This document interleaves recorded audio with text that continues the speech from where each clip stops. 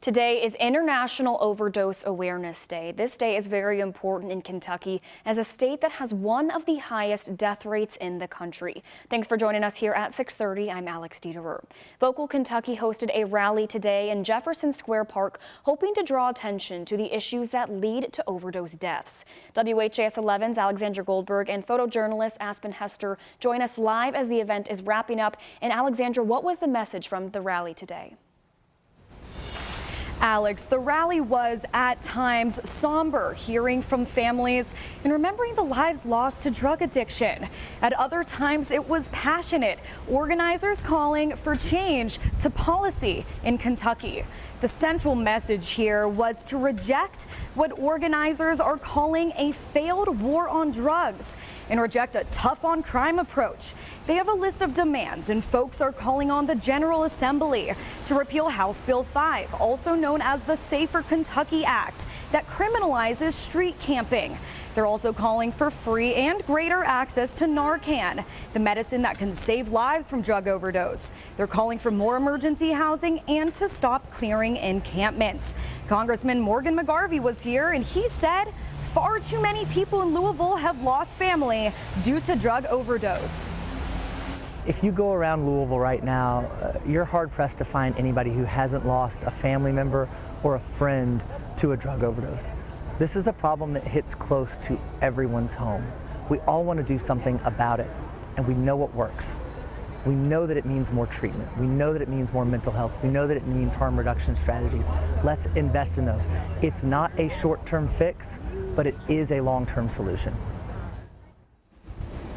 Alex, the organizers here just wrapped up for the evening, but later the Big Four Bridge will be lit up purple in honor of International Overdose Awareness Day. Back to you in the studio.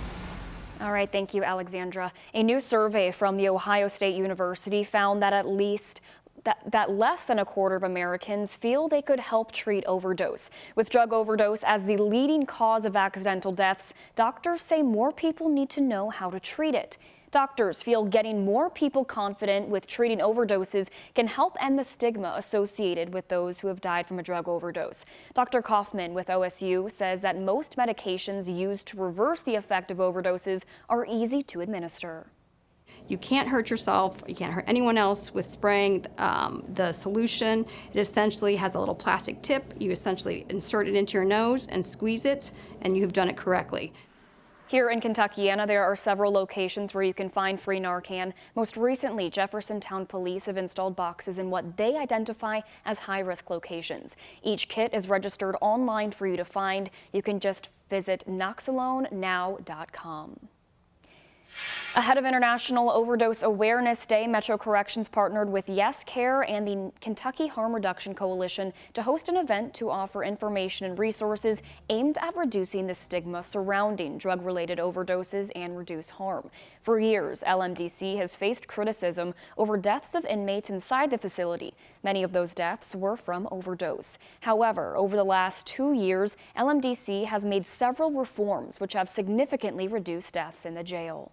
A lot of folks that come through the jail have a history of substance use or mental health, and we want to make sure that we are preventing deaths, and we do a lot of work with our community partners, and we've put in a lot of harm reduction practices into the jail.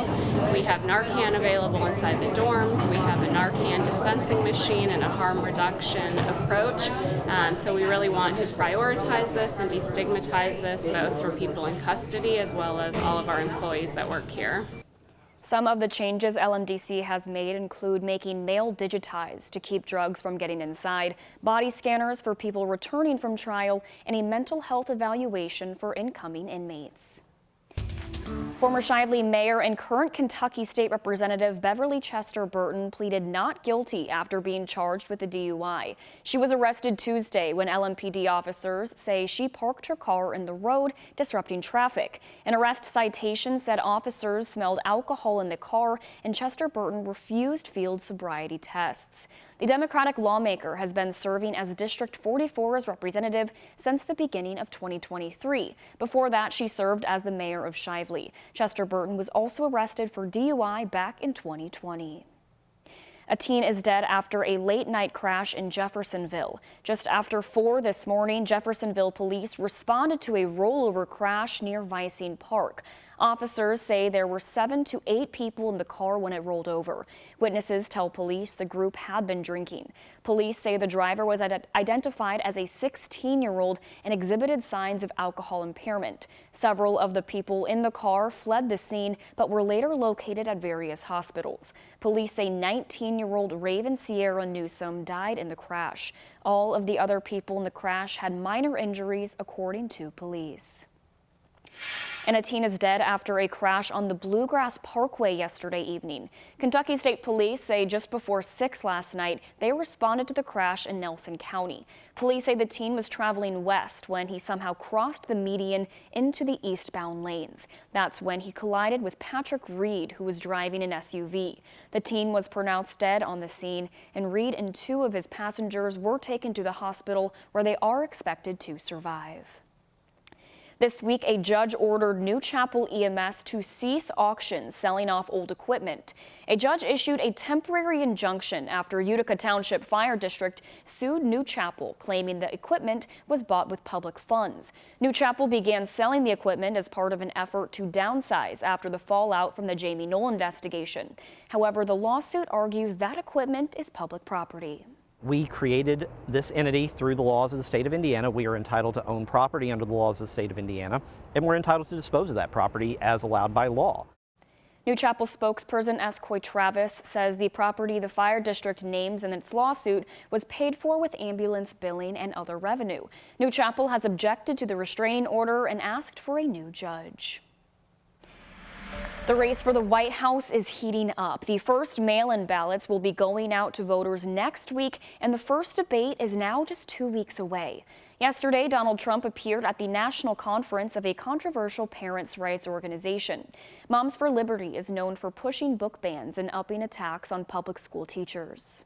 Our country is being poisoned, and your schools and your children are suffering greatly because they're going into the classrooms, they're taking the seats, and they don't even speak English. It's crazy. Meanwhile, Tim Walz's wife, Gwen Walz, a public school teacher herself, held her first solo event with fellow educators. Say it with me, we are not going back. One more time in your best teacher voice, we are not going back. Trump and Harris will debate each other on ABC September 10th at 9 p.m. The debate will be hosted in Philadelphia, Pennsylvania, which is a critical battleground state. The debate is happening less than a week before early voting begins in the state.